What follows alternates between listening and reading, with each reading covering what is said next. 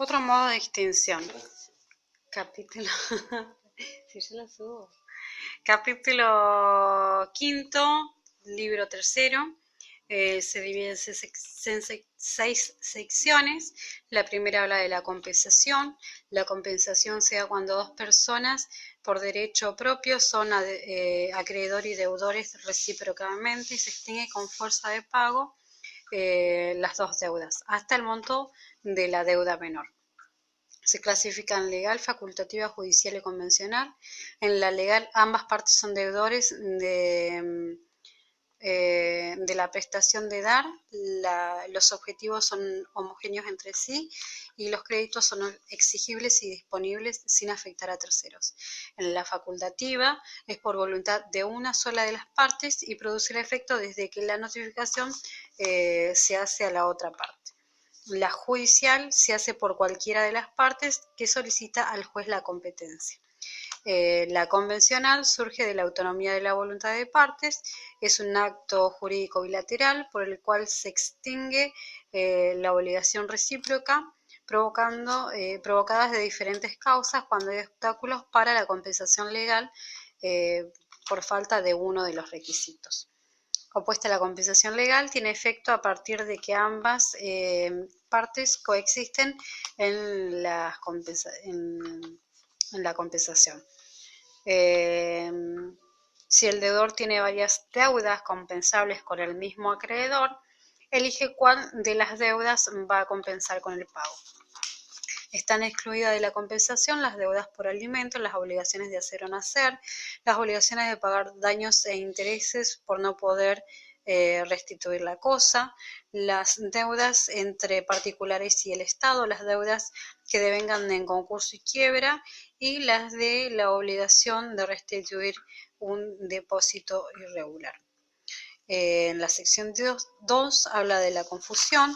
La confusión es la obligación que se extingue por confusión cuando la calidad de acreedor y deudor se reúnen en una misma persona y en un mismo patrimonio. La obligación queda extinguida total o parcialmente en proporción a la parte de la deuda que se produce la confusión. La sección 3 habla de la novación, que es la extinción de una obligación por la creación de otra nueva destinada a reemplazarla. Es requisito esencial la voluntad del innovador. En caso de duda, la nueva obligación no causa la extinción de la anterior. No se produce novación con la entrega de un documento suscripto por el deudor en pago de la deuda modificado primitiva. La novación por cambio de deudor tiene que tener consentimiento de acreedor y la novación por cambio de acreedor tiene que tener el consentimiento del deudor. La novación legal se aplica supletoriamente cuando es por disposición de la ley. No hay novación cuando en la obligación anterior se encuentra extinguida o nula absolutamente o en condición de suspensiva, resolutoria, retroactiva. En la obligación nueva cuando está sujeta a condición suspensiva o condición resolutiva, retroactiva o cuando está nula absolutamente o relativamente. Se extingue la obligación originaria con una accesoria. La dación en pago es la obligación que se extingue cuando el acreedor voluntariamente acepta en pago una prestación diversa de la adecuada. Son reglas aplicables las de contrato de mayor afinidad y el deudor responde por la previsión y los oficios de la entrega. No nace la obligación primitiva excepto pacto expreso y situación de terceros. Y por último, la sección 5 habla de la renuncia y la remisión. La renuncia la puede hacer cualquiera mientras no esté prohibida. Si es onerosa, se dirige por principios del contrato de obligaciones. La renuncia gratuita de un deudor solo puede ser hecha por quien tiene capacidad de donar.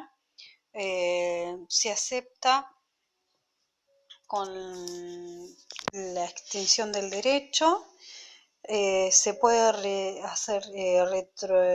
retractar antes de la aceptación, la, la forma está sujeta a formas especiales, no se presume, se interpreta por actos restrictivos. La remisión se considera remitida a la deuda cuando el acreedor entrega documento original de deuda, se aplican las normas de la renuncia, se produce el efecto del pago, el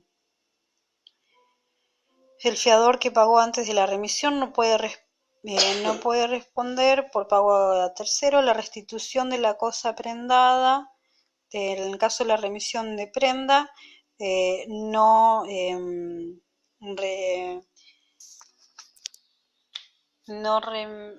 se hace remisión de deuda, se hace remisión de la prenda. Y la sección 6 habla de la imposibilidad de cumplimiento. La imposibilidad sobrevenida es objetiva absoluta y definitiva. Cuando se produce por caso fortuito o fuerza mayor, se extingue la obligación sin responsabilidad. Cuando la imposibilidad sobrevenida es por causa imputable al deudor, se modifica el objeto de la obligación y se transforma en un daño causado, se produce una indemnización. La imposibilidad sobrevenida objetiva y temporal de la prestación tiene efecto extintivo cuando el plazo esencial o la duración frustra el interés del acreedor de modo irreversible. Y estas son las otras maneras de extinguir una obligación: compensación, confusión, novación, dación en pago, renuncia y remisión, y la última, imposibilidad de cumplimiento.